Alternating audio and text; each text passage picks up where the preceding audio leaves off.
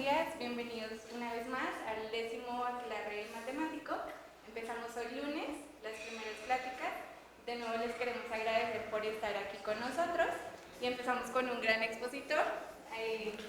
Pues Andrés es parte del comité organizador, ha dado pláticas en los aquelarres anteriores, siempre un éxito total. Bueno, entonces les presento a Andrés Ahumada Gómez, que nos va a hablar de mini-espacios vectoriales curvos. Adelante. Muchas gracias, es un placer para mí hablar aquí. Ya es mi cuarto aquelarre, ya cada vez me siento más viejo, porque ya es el cuarto, pero pues me gusta mucho hablar aquí y pues vamos a comenzar. Yo voy a hablar sobre mini-espacios vectoriales curvos. ¿A qué me refiero? O sea, lo que quiero es que normalmente, o sea, lo que decía en el resumen de mi plática es que normalmente uno piensa que los espacios vectoriales son muy grandes, porque cada vez que sumamos dos vectores, pues nos genera uno más grande, ¿no?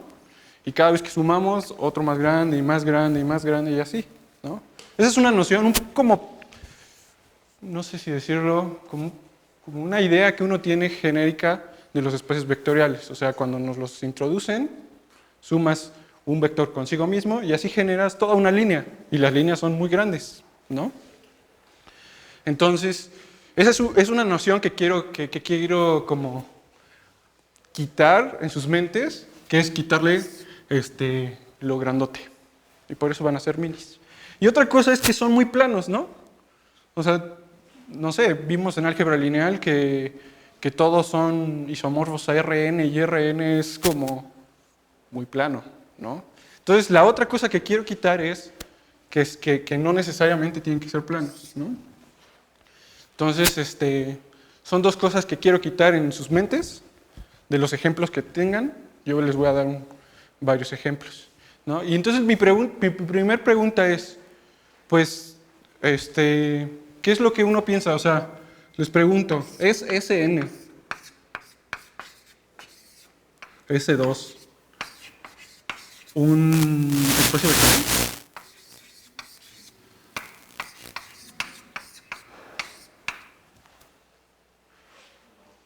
¿No? ¿Quién dice que no? Entonces, aquí dice que depende de las operaciones, ¿no? Pero tú como que das la oportunidad de que sí. Bueno, para empezar, hay una cosa que tienen los espacios vectoriales, que es que no nos acercamos al final.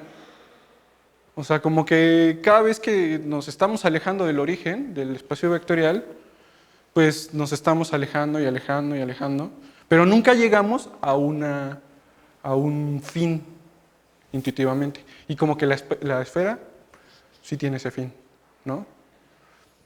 Dejémoslo en duda. Vamos a ponerle ese acercamiento infinito a la frontera, por así decirlo. Y mi pregunta cambiaría, ¿es un casquete un espacio vectorial? ¿Sí? Con casquete abierto. Imagínense el polo norte de la esfera abierta. ¿Eso podría ser un espacio vectorial? También depende de las operaciones, pero al menos según yo, tiene más esperanzas que la esfera, ¿no? Por lo que dijimos del fin. Bueno, para ver si sí o si no, vamos a ver cómo están definidas las operaciones en el primer espacio vectorial que nos presentan de toda la vida, ¿no? Entonces, y ese es R2. ¿Sí? Entonces, R2 nos dicen, mira, tenemos un conjunto, que son las parejas ordenadas de números reales, y los vamos a sumar entrada a entrada, ¿no? Es decir, un vector V se ve como una pareja V1, V2, U1, U1, U2, perdón.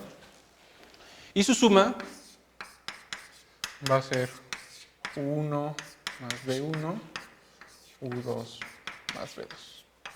Ajá. Pero yo digo que podemos cambiar esa operación. ver a la suma de una manera distinta. Y esa manera distinta es como que lo que vamos a hacer es abstraer ciertas nociones métricas que tiene nuestro espacio vectorial y vamos a ver qué pasa, ¿no? Entonces, para eso voy a hacer un dibujito. ¿Sí? Y pues vamos a tener R2, ¿sí? Colores. ¿Sí? Tenemos nuestro, a ver, déjenme que veo cómo quiero el dibujo. Sí. Este va a ser U, perdón, y este va a ser V. ¿Sí? Y normalmente uno ve en geometría analítica que su suma es como la diagonal del paralelogramo generado por este y por este, ¿no?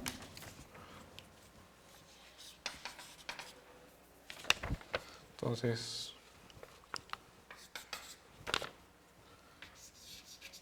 este sería U más B. Ajá. Y entonces voy a tratar de decir, bueno, voy a describir ese vector en términos métricos. Voy a decir, mira, su longitud va a depender de la longitud de los otros dos vectores. Ajá. Y voy o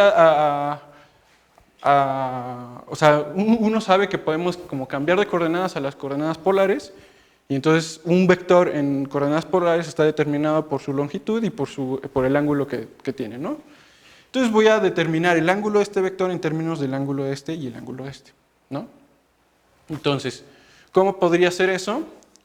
Pues de la siguiente manera. Voy a abstraer este triángulo, ¿sí? El del origen, este y este.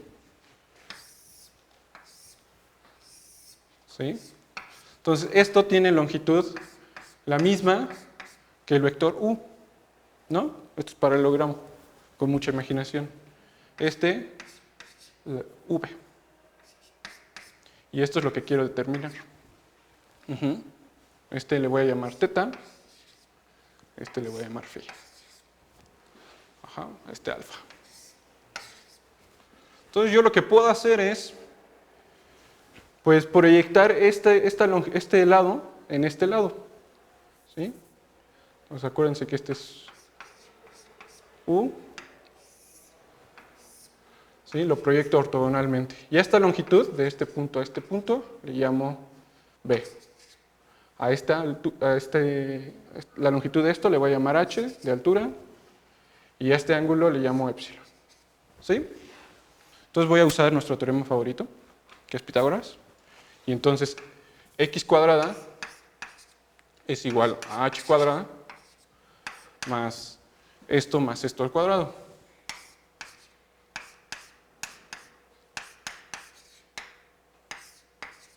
¿Sí? Eso por una parte. Y por otra parte, pues tenemos este triángulo rectángulo también, y lo vuelvo a usar. Entonces tenemos que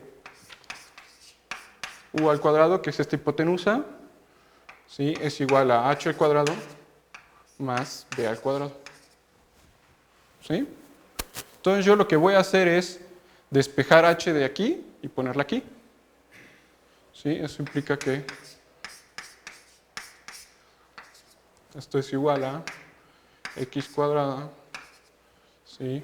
Menos eso es h más b cuadrada. ¿Sí? Y esto, hago este desarrollo, es igual a x cuadrada menos v al cuadrado menos 2b. ¿Sí? Este y este se eliminan. Ok. Muy bien. Entonces nos falta como determinar quién es este. ¿Sí? Y para eliminar ese voy a usar, ¿qué voy a usar? Voy a usar, déjenme ver mi acordeón. Así. Voy a usar este ángulo. ¿Sí? Y nosotros sabemos que el coseno de epsilon, por definición, es cateto opuesto, no, adyacente sobre hipotenusa. Entonces el adyacente es B, La hipotenusa es este. Ajá. Pero nosotros sabemos que epsilon es pi menos alfa. Entonces, esto es igual a coseno de pi menos alfa, ajá, que es igual a menos coseno de alfa. Ajá. Pero alfa, ¿sí es lo que quiero? No, olviden. Esto sí es verdad, pero no lo quiero. Pi menos alfa es igual a teta más phi. Porque la suma de los tres ángulos da pi. Entonces esto es coseno de teta más phi. ¿Ok? ¿Sí? Y entonces, pues, ¿qué hago?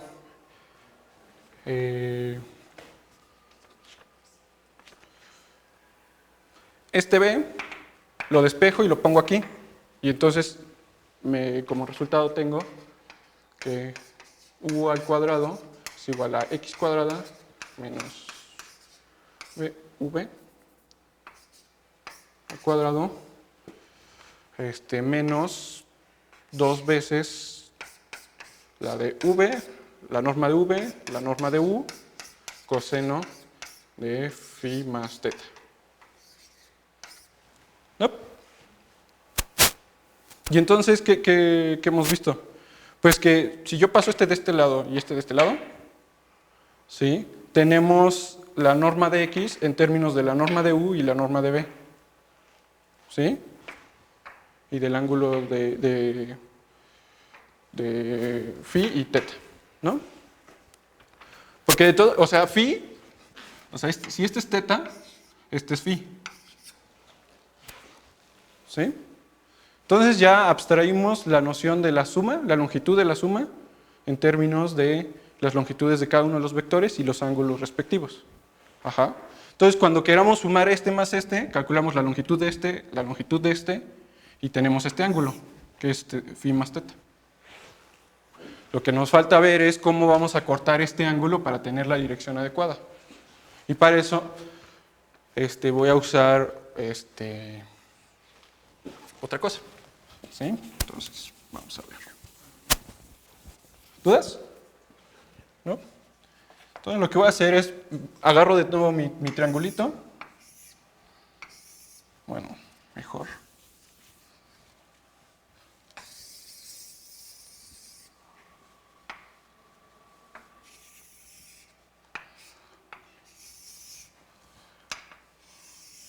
De nuevo, este mide x, esto mide la norma de u, la norma de v.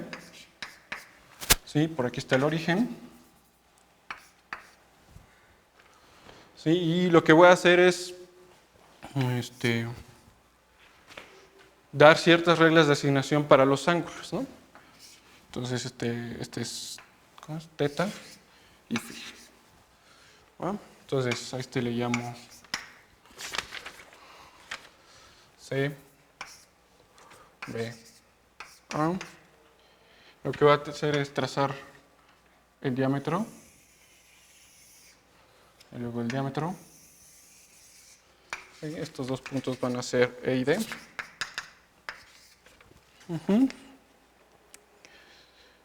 Sí. BDC. BDC. Entonces, nosotros sabemos que este teta es igual a este. Ajá. Porque suscriben el mismo arco. Y entonces este es un triángulo rectángulo porque este es diámetro. Entonces nosotros sabemos que el seno de teta es, de nuevo, cateto opuesto sobre hipotenusa, y cateto opuesto es este, sobre hipotenusa, que es x. ¿No? Ok. Luego tenemos, ¿qué triángulo es? SA, ECA, ¿sí? Este es recto, ¿sí? Nosotros sabemos que, pues, ¿qué voy a usar? Si le llamo beta, pues que el seno de beta, otra vez, este es recto, es cateto opuesto, que es X, sobre hipotenusa, que es 2R.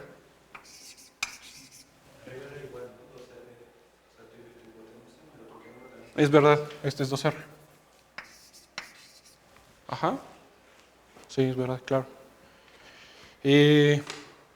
Pero beta, sabemos que el cuadrilátero ABCE es cíclico, entonces beta más este ángulo da pi, y entonces este es igual al seno de alfa, que esto es igual al seno de pi menos alfa, que es seno phi más teta. ¿Sí? De nuevo. ¿Va? Y finalmente, ¿cuál es? ABD. ABD, este. Nosotros sabemos que phi, este phi, es igual a este. Y entonces ahora hacemos lo mismo con este, ya que este es recto. Y tenemos seno de phi igual a cateto opuesto, que es este, la norma de V, y 2R, ¿no?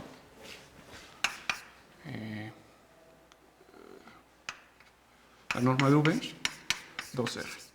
Entonces, si despejamos 2R en cada uno de ellos, pues tenemos que las tres razones son iguales. Es decir, que seno de teta entre U es igual a seno de phi entre B, que es igual al seno de phi más teta entre X. ¿Sí? Y esa es la ley de senos. Entonces, lo que nos permite hacer esto es que cada vez que tengas o sea, para determinar por ejemplo, igualas esto, porque tú ya conoces este y conoces este. Y así encuentras phi. O análogamente, lo juntas con esta, sí, y entonces determinas teta. Entonces así podemos determinar tanto el ángulo como la distancia. Entonces mi pregunta es, bueno, ¿y si yo abstraigo esto? Digo, yo te voy a decir cómo vas a medir distancias y cómo vas a medir ángulos, ¿no? Y me voy a regir bajo estas dos leyes. Aquella es más o menos la ley de cosenos y esta es la ley de senos, ¿sí? Entonces, así es como voy a tratar de hacer que la esfera sea espacio vectorial. Porque, no sé si lo sepan, pero soy hiperfan de las esferas. Entonces, ¿por qué no iba a ser S2 un espacio vectorial? ¿No? Entonces, ¿cómo voy a medir? Primero en el casquete, ¿cómo voy a medir distancias?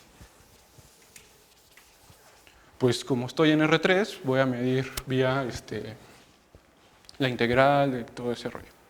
¿Sí se acuerdan de todo eso? Sí. Ah, bueno. Tenemos el casquete, supongamos que el casquete le llamamos casquete norte, que estos son todos los X en S2, X1, X2, X3 en S2, tal que X3 vaya que 0. Ajá, entonces tenemos por ahí.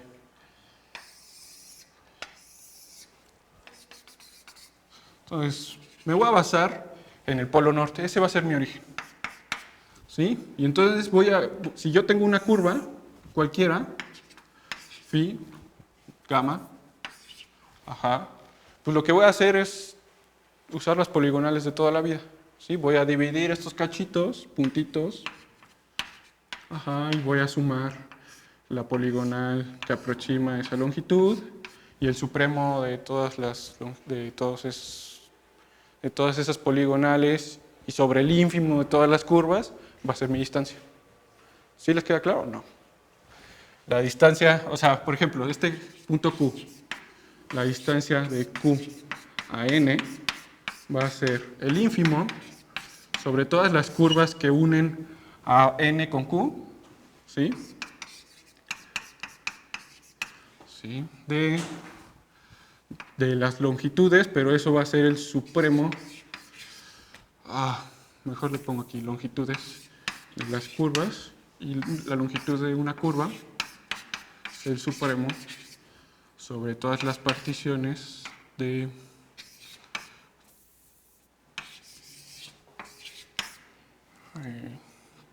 TI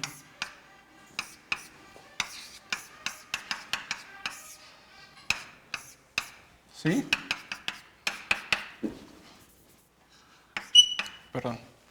Esa va a ser mi longitud, ¿sí? Donde esta norma es la de R3.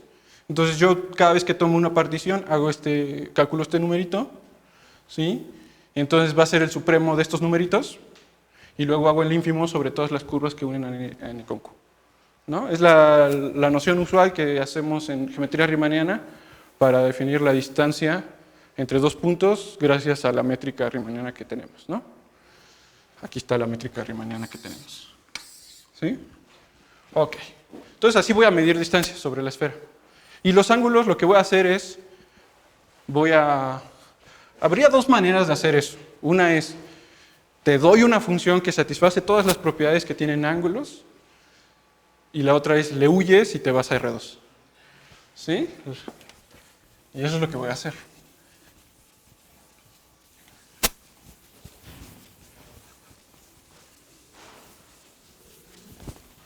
¿Sí? Y entonces, si yo tengo...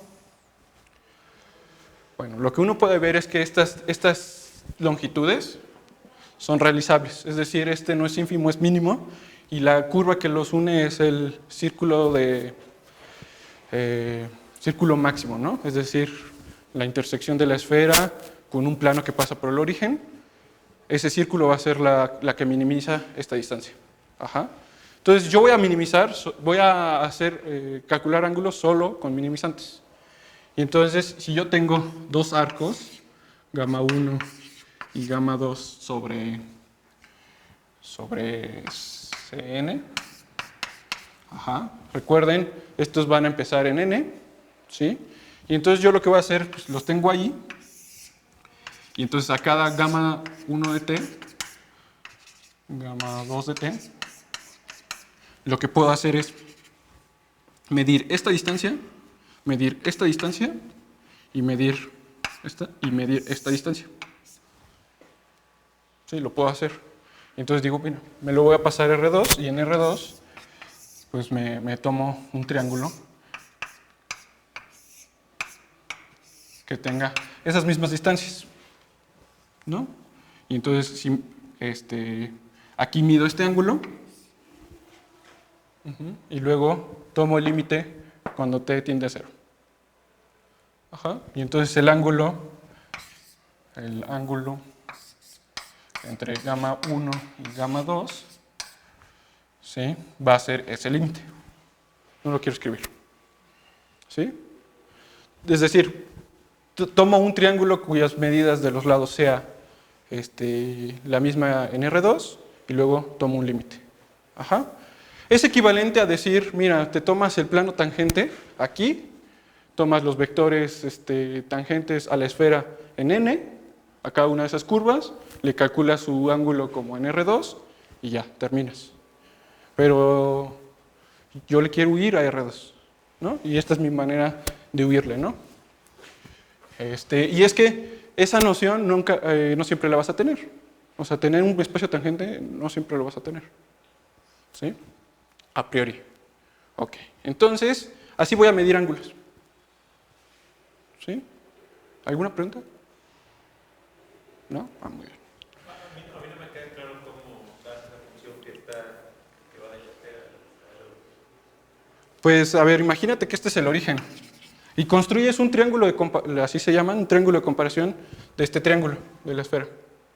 Y entonces, a este punto, P1, P va a depender del tiempo, y va a depender del tiempo. Y entonces, el límite de o sea, el ángulo va a ser el límite, si este es el origen, el límite del que es PT0 QT con T tiende a 0. ¿Sí? O sea, esto tendría que demostrar que converge. ¿Sí? Pero en nuestro caso, en la esfera sí converge porque todos son constantes. Pero no les quiero decir eso. ¿Sí? Va. ¿Qué más? Ok. Entonces, ya sabemos que es importante medir y que es medir ángulos. ¿Qué otro tipo de cosas tenemos en los espacios vectoriales? ¿Qué necesitamos en los espacios vectoriales? Pues el neutro aditivo, ¿no? Entonces voy a definir mi neutro aditivo como que va a ser la curva constante, la que se quede ahí. Ese va a ser mi neutro aditivo. ¿Sí? Y mi inverso aditivo pues va a ser vete hacia el otro lado. Con la misma. Mis vectores van a ser curvas. ¿Sí? Y el truco es, a ver, es justo eso. Lo que voy a hacer es dividir infinitamente. A ver, si yo parametrizo con respecto a longitud de arco, lo que eso signifique, tú llegas en tiempo pi medios aquí, si tú recorres tu curva gamma. Pero ese pi medios lo puedo dividir infinitamente, ¿no? Y entonces, yo aquí tengo lo divido infinitamente como los números reales, y entonces yo cada vez que tenga una curva, ¿sí? Por ejemplo, que termina aquí, le asigno el parámetro del infinito que llegó hasta aquí, ¿no? Y si tengo otra curva, el parámetro que resultó de haberlo dividido, de llegar hasta aquí. Supongamos que esta es nu. Ajá. Yo lo que voy a hacer es, para sumar gamma y nu, ¿sí? Pues va a ser, tomo el ángulo de este con respecto a alguno fijo, tomo el ángulo de este con respecto a ese mismo fijo, lo puedes declarar este 0, supongamos. Calculo este ángulo, porque lo puedo hacer, ¿sí? Lo calculo, ¿sí? Luego hago la noción esta de la diagonal, ¿sí? Y me voy por ese. ¿Hasta dónde? Hasta la longitud que me determine la suma que determine con la ley de cosenos en el parámetro infinito. ¿Sí? Entonces es medio tramposo, no quiero decir tramposo, pero es tramposo, porque lo que estoy haciendo es agarrar R2, lo comprimo y lo bajo al casquete norte. ¿No? ¿Sí? ¿Siguen convencidos que de la esfera no es espacio vectorial? A ver, ¿tienen dudas de esto? La suma es, a ver, va a ser la suma. Nu más gamma. Te tomas los dos vectores. Tienes un ángulo. Vimos, vía la ley de cosenos y la ley de senos, cómo sacar la diagonal, el ángulo de la diagonal. Sí, pero toda esa construcción depende de dónde estaban en el plano. Porque usaste, por ejemplo, que la suma de los ángulos interiores era 180. Ajá. ¿Y cuál es su problema? Porque, a ver, pausa. Esto tendría que ser un espacio vectorial de dimensión 2, real. Isomorfo a R2. ¿Sí? Entonces, ¿cuál sería tu objeción en ese sentido? Es que, por ejemplo, esos isomorfismos respetan la linealidad, pero no necesariamente deben respetar el producto. Es que el producto punto lo defines así. O sea, es que cuando tú una vez... Hay dos formas de demostrar que un espacio vectorial es espacio vectorial. Uno es, te echas tus ocho cosas y lo demuestras. Y la otra es, defínele un producto interior, demuestras que es producto interior y después eso implica que es espacio vectorial. Entonces, lo que yo estoy haciendo, que se debe de ver, no es tan claro, es que estoy definiendo el producto interior, estoy definiendo el ángulo. Yo estoy definiendo el ángulo. ¿Sí? O sea, yo eso lo usé como motivación. Yo agarro esas fórmulas y digo, esto va a ser definición. Y ya una vez que defines qué es definición, que determinas qué es definición, puedes demostrar que es espacio vectorial. ¿Va? Entonces, ahora, ¿están convencidos de que la esfera no es espacio vectorial? ¿O una superficie de género, el que ustedes quieran, creen que podría no ser espacio vectorial? ¿El toro?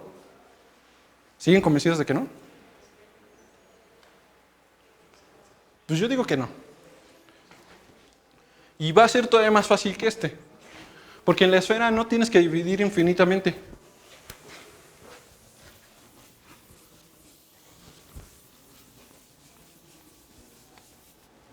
¿Sí? S2. Me tomo un punto fijo. Ajá. Y y pues tengo, de nuevo, tengo mis curvas. Gamma 1, nu, ¿sí? Parametrizadas por longitud de arco. Esas con que son geodésicas, mis vectores van a ser geodésicas, nota, están parametrizadas por longitud de arco, y si yo parto del polo norte, sé que que estas dos se van a cruzar con el polo sur. Eso seguro, ¿no? Pero no me agüito. Si yo defino que estas curvas que den vueltas infinitamente. ¿Sí? Porque recuerden, cada vez que tengo un vector en R2, ¿sí? Está determinado por su longitud y su ángulo. Entonces, no va a ser lo mismo esta curva que dé una sola vuelta, imagínense que llega al polo sur y llega de nuevo a N, no va a ser lo mismo que la curva constante, porque la curva constante no se movió, no tiene longitud, y la curva que dio vuelta tiene longitud 2pi, ¿no? Y voy a hacer lo mismo, voy a definir la suma vía los ángulos. Tengo este ángulo, que lo sé calcular, bueno, le pongo otra letra, alfa. Ajá. Sigo las mismas dos reglas de la ley de cosenos y la ley de senos, y me va a determinar una dirección. Y en esa dirección me voy con la regla de las longitudes de la ley de cosenos, ¿no? Me voy tanto como sea. Entonces lo que estoy haciendo es, a R2, de cierta manera, ahora en lugar de como achicarlo y curvarlo, en lugar de achicarlo, lo estoy curvando completamente, lo estoy enrollando. ¿Sí? Es como si, bueno, Mónica Clapp, normalmente cuando te explica esto, bueno, algo parecido, dice que es como una secadora. Cada vez que tienen un regalo, le ponen plástico. Cuando arman las canastas estas de regalos al final de año, le pones plástico y luego con una secadora se va comprimiendo. Pues es lo mismo, tienes el plano, le pones la secadora y se va enrollando con respecto a la esfera. ¿Tienen problemas con el polo sur? ¿Esta construcción de enrollar el espacio tangente le suena a algo? Sí. En Riemanniana hay una cosa que se llama el mapeo exponencial, que es justo esto mismo, nada más que necesitamos que no llegue al polo sur, porque en el polo sur sí, ahí sí lo que ocupamos es que no se junten las geodésicas o los puntos del mapeo exponencial. Pero es la misma idea, nada más que aquí esa restricción que tenemos en el mapeo exponencial la estamos evitando con los ángulos desde el origen. Ok, entonces, ¿están convencidos de que S2 ya es espacio vectorial, no? ¿Falla con alguna superficie compacta? O sea, algún toro, algún proyectivo, subaconexa de proyectivos, los invertibles. ¿Falla? Yo digo que no. Porque esto funciona para cualquier espacio métrico donde pueda ponerle un ángulo, definir ángulos. Es más, simplemente con espacio métrico. Porque ya que tienes distancia, te lo jalas R2 y mides ángulos. Entonces no te agüites. Lo único malo de cuando haces eso es que necesitas el inverso. ¿Sí? Y lo que sí necesitas es que tus curvas avancen del origen. Si tú tienes una curva, necesitas que cualquier curva que pase por ese punto avance. Si tú tienes esas dos condiciones, que tengas curvas que avancen en tu espacio vectorial y que te puedas ir hacia atrás, puedes asignarle un espacio vectorial. Vía esta misma construcción. ¿No? ¿O no te queda del todo claro? ¿Sí? Y una vez que haces eso, pues puedes demostrar muy fácilmente que un espacio métrico raro, que te digan, mira, ¿sabes qué? Es muy raro, pero puedes medir ángulos, puedes llegar a la frontera de una bola, que es lo que les digo, que avancen, y puedes definir irte para atrás en la curva. Y tienes esas tres condiciones, entonces tu espacio le puedes asignar a esa bola, esa misma bolita abierta, va a ser un espacio vectorial. Y entonces tu pregunta, oye, si tu espacio vectorial es localmente compacto, ¿tu espacio es de dimensión finita o no? ¿Alguien se acuerda de eso? Sí. ¿Por qué? Porque entonces, si es espacio vectorial, le puedes poner una base. Y si no y cada elemento de la base va a ser un elemento de una sucesión que no converge nunca. Entonces no podría ser localmente compacto. Entonces, si es localmente compacto, tiene que ser de dimensión finita. Todo espacio vectorial localmente compacto es de dimensión finita. ¿Sí? ¿Qué más? A ver, déjeme que no se me olvide algún tipo de comentario.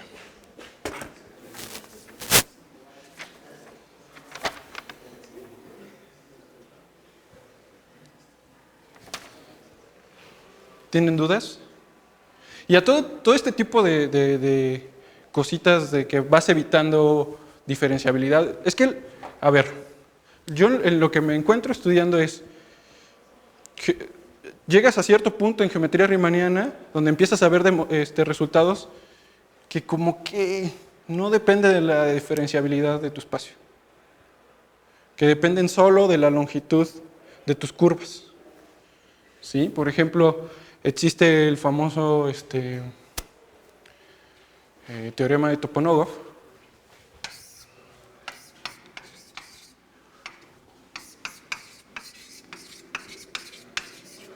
que te dice lo siguiente: si tú tienes una variedad riemanniana cuya curvatura seccional es mayor o igual que un número delta, esto es equivalente a comparar triángulos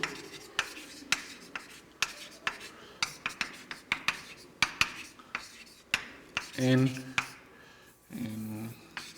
M2K de tu variedad M2 delta. ¿Sí? Entonces, si tú tienes una variedad riemanniana cuya curvatura seccional es mayor que un número, ¿sí? Pues tú ahí tienes el tensor métrico, tienes el tensor de curvatura, tienes un chorro de cosas diferenciables que estás cargando. Pues fíjate, no te preocupes, tú puedes comparar triángulos aquí. ¿Qué significa esto? Pues que si tú tienes un triángulo en tu variedad M, ¿sí? Y tú lo transformas a esta superficie, ¿sí? Que mida eso, esto y esto, ¿sí? M2 delta va a ser la superficie simplemente conexa de curvatura seccional constante delta.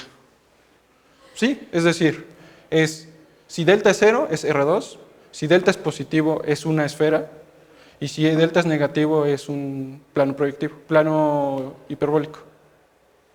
¿Sí? Entonces, tú tienes una variedad con curvatura seccional mayor o igual que delta, tú la comparas con un triángulo aquí. ¿Sí? ¿Qué quiere decir esto? Que esta distancia, si este es P, este es Q, y esto viene lo mismo que esto, U', P', que la distancia de P a Q es mayor o igual que la distancia de P' a Q'. ¿Sí? Si yo puedo hacer eso siempre con este espacio fijo, entonces mi espacio tiene curvatura seccional acotada por abajo por un delta. Y si vemos esto, es pura distancia. Ignoramos esto, esto es pura distancia. Agarro un triángulo, lo transformo a M2 delta, pum, calculo distancias, si se satisface, entonces tienes esto, que tenga curvatura seccional mayor o igual que delta.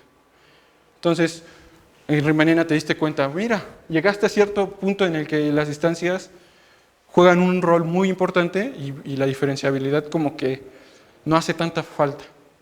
Y entonces a esta como transformación de me voy a concentrar solo en las distancias se le llama geometría métrica. Y es a lo que últimamente me he estado dedicando. ¿Sí? Aunque suena muy repetitivo porque es geometría métrica, pero a eso se refiere. ¿Sí? ¿Va? ¿Alguna duda? ¿Ya? Creo que sí.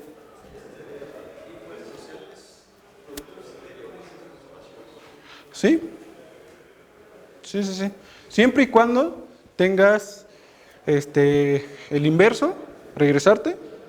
Es que eso no siempre lo tienes. Determinar una sola forma de regresarte. ¿A alguien se le ocurre un ejemplo? Algo que no sea una variedad diferenciable.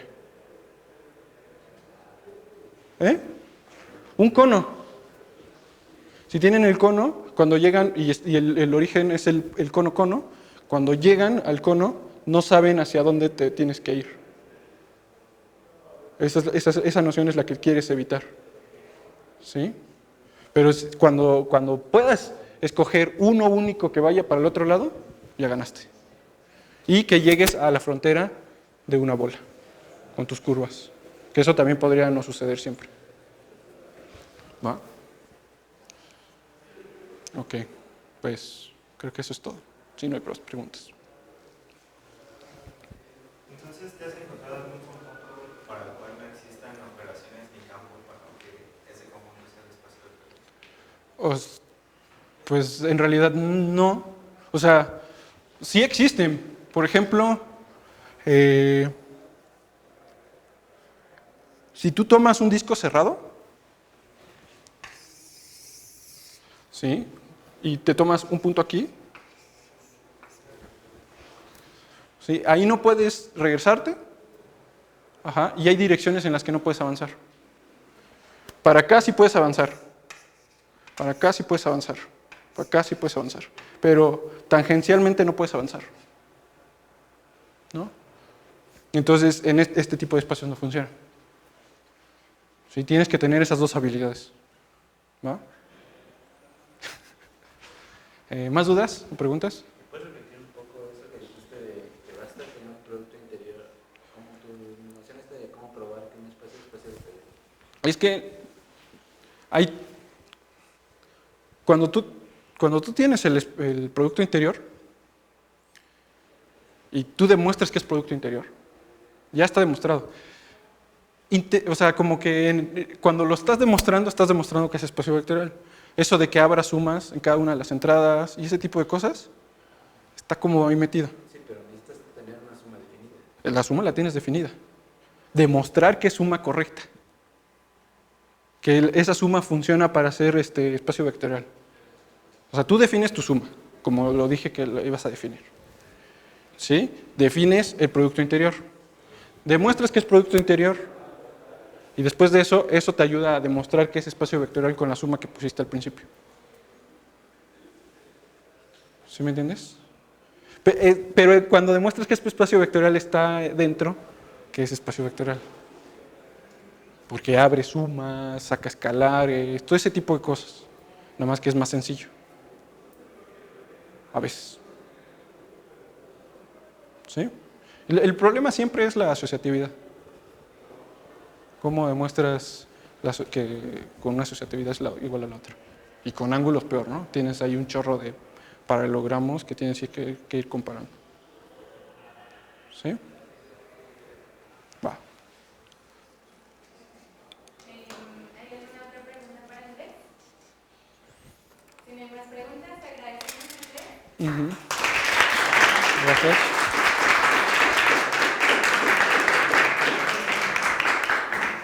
Y bueno, vamos a proceder a la dinámica para entregarle un premio a alguien del público. Entonces, no sé si quiere hacer alguna pregunta.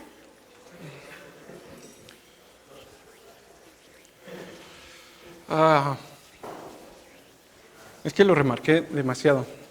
Pero, ¿qué condiciones son las que necesitamos forzosamente para que sea de dimensión finita?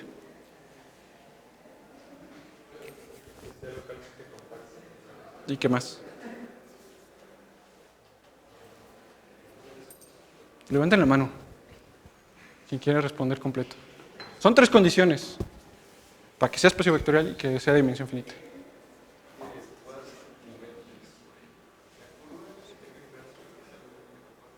Que tenga inverso, ¿qué significa? De una forma única. ¿Sí? Está bien. ¿Cuál sería el neutro?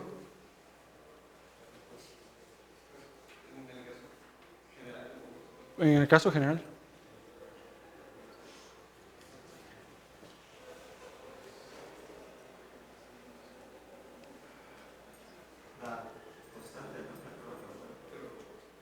¿Cuál sería el problema? Ah, él ganó.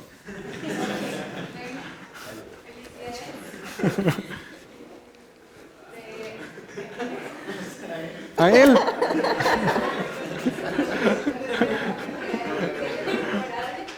Y obviamente también al expositor.